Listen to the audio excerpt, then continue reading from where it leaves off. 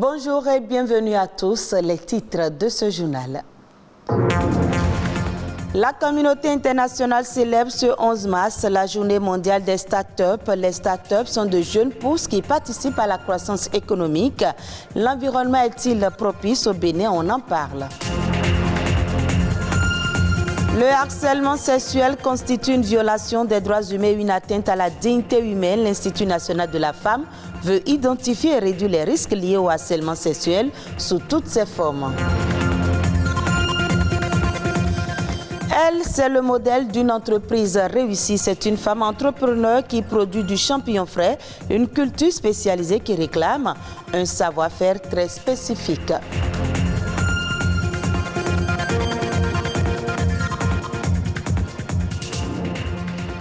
Merci de votre fidélité. Ce 11 mars, c'est la journée mondiale de la plomberie.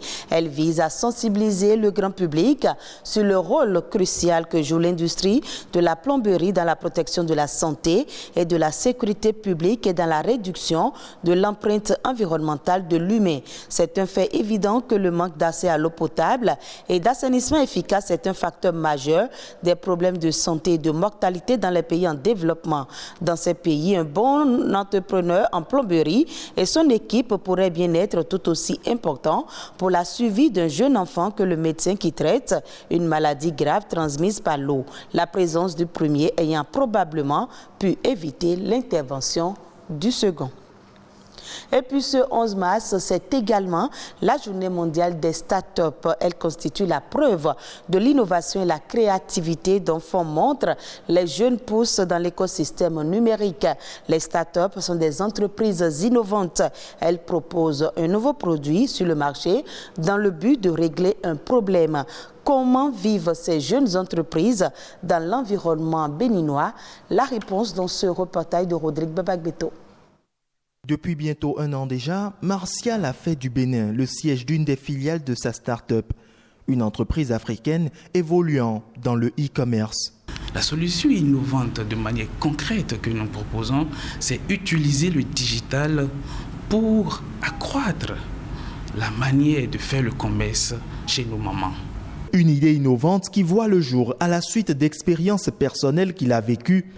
À ce jour, sa start-up est présente dans 8 pays africains, mais son rendement pourrait être bien meilleur si le Bénin offrait un environnement identique à celui des 7 autres pays. Jusqu'aujourd'hui, en une année d'exercice, nous pouvons dire que ça a évolué, mais particulièrement dans l'environnement béninois, il faut comprendre qu'il y a beaucoup de choses à parfaire. Beaucoup de choses à parfaire parce que les gens ne maîtrisent pas trop le digital. Les gens ne maîtrisent pas l'avantage qu'on peut tirer du digital. Par contre, dans d'autres pays comme le Sénégal, où nous sommes activement présents, ils ont pris rapidement à bras le corps. Le Ghana, ils ont pris rapidement à bras le corps parce qu'ils sont plus évolués digitalement que nous. Ici, une jeune pousse gravit les échelons dans le secteur de l'électronique et de l'informatique. À sa tête, Wenceslas, dont voici la récente réalisation.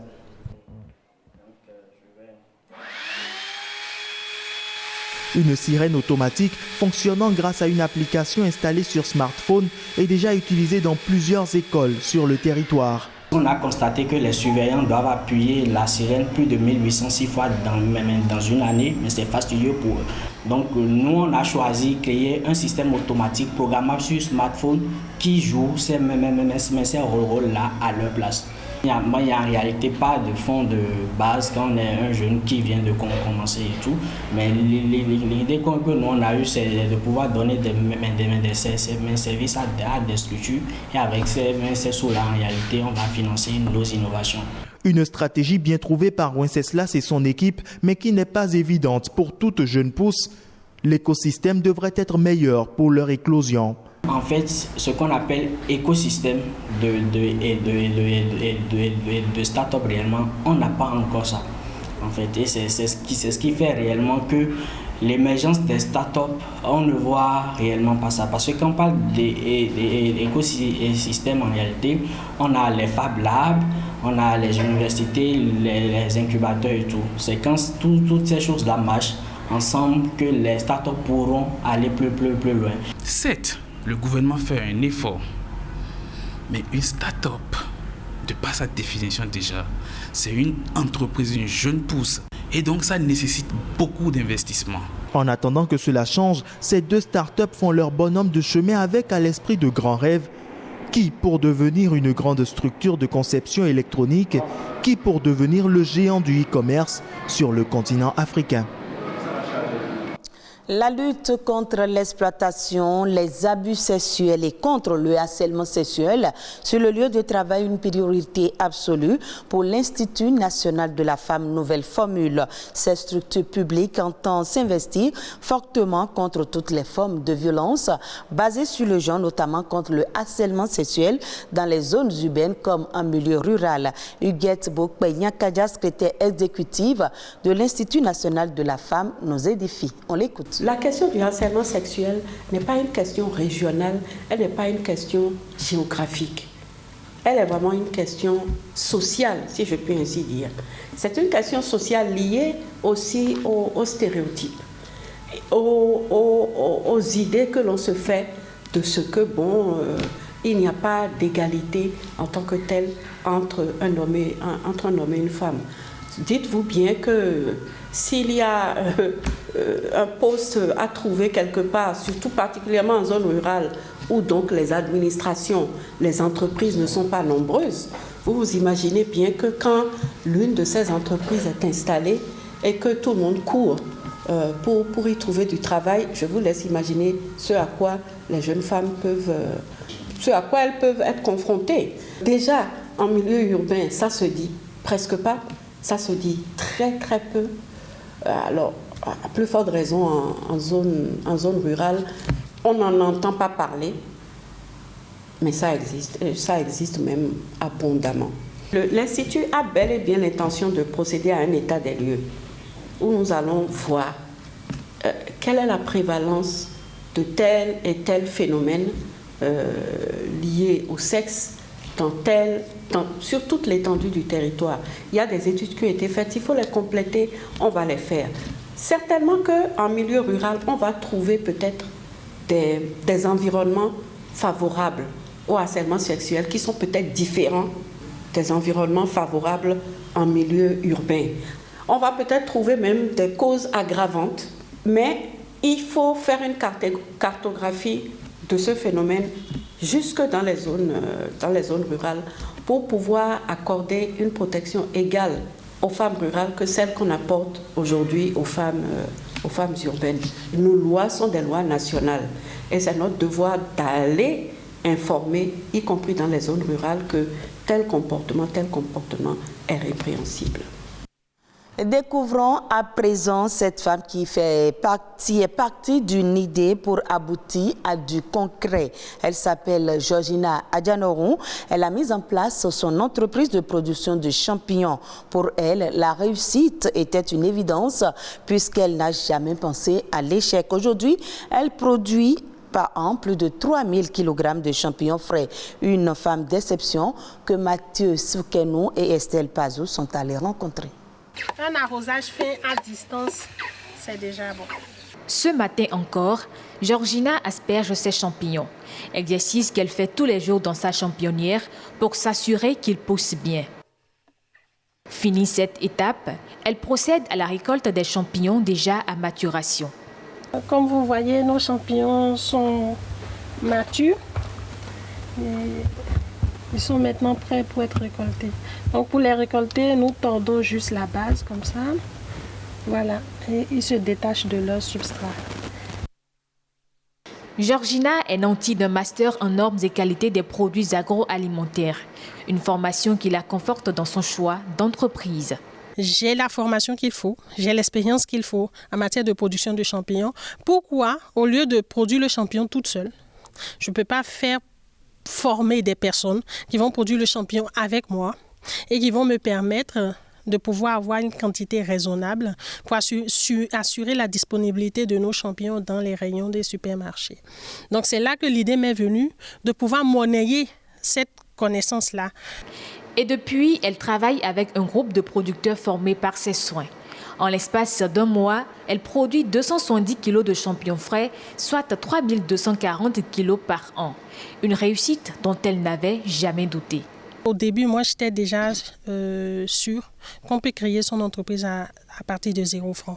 Quand vous avez une idée qui est potable, une idée qui est rentable, une idée qui donne de l'argent, vous n'avez pas besoin forcément d'avoir un gros investissement avant de commencer.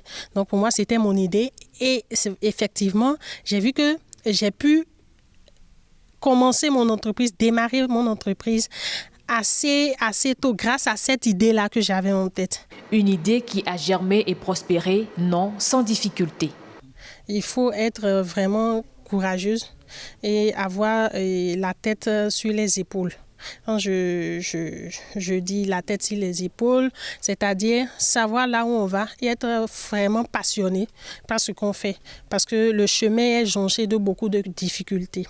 Se faire former, avoir confiance en soi et surtout savoir convaincre sur son idée d'entreprise sont pour Georgina les clés pour la réussite. Et c'est d'ailleurs à ça qu'elle invite toutes les femmes qui en ont les capacités et qui pourtant n'osent jamais le premier pas.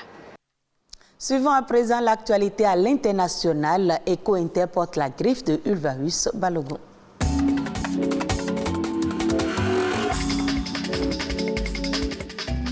Après l'Algérie et le Sénégal, la Côte d'Ivoire légifère pour contenir l'inflation qui frappe l'ensemble de la région. Entre janvier et mars 2022, les prix des produits pétroliers, notamment ceux du gaz, seront partiellement subventionnés grâce à une enveloppe budgétaire de 55 milliards de francs CFA.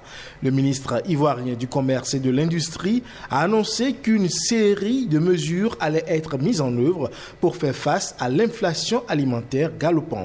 S'agissant des produits alimentaires, un plafonnement des prix s'appliquera durant une période de 3 mois sur l'huile de palme raffinée, le sucre, le lait, le riz, le concentré de tomates, la viande de bœuf et les pâtes alimentaires.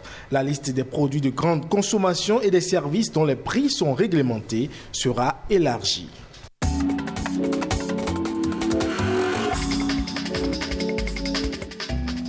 Et face à la généralisation du Bitcoin et des crypto-monnaies, les États-Unis d'Amérique réfléchissent à émettre leur propre monnaie virtuelle. Le président américain Joe Biden a signé mercredi 9 mars un décret qui lance le processus de création d'un dollar numérique qui serait émis par la Banque centrale de la monnaie digitale. Le ministère de l'économie devrait d'ici 6 mois déposer un rapport sur les avantages et les risques d'un tel projet.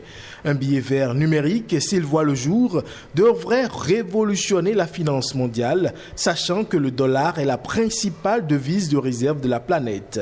Toutefois, on pourrait assister au bouleversement du système bancaire traditionnel, à des difficultés dans la protection de la vie privée des utilisateurs et à des menaces sur la sécurité des États.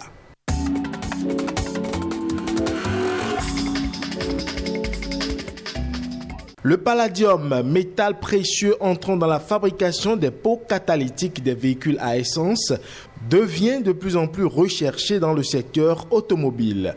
Pour cause, son cours a doublé depuis décembre 2021. Les marchés craignant une possible pénurie suite aux problèmes de logistique en raison de la guerre entre l'Ukraine et la Russie. La Russie représente 40% de l'offre mondiale.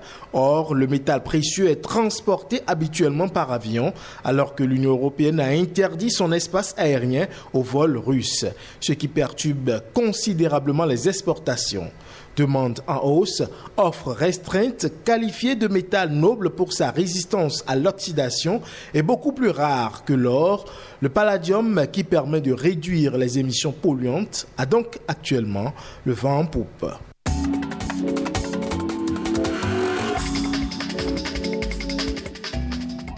Et ce sera tout pour ce journal. À revoir sur le www.oactb.bj. Merci à vous de nous avoir suivis.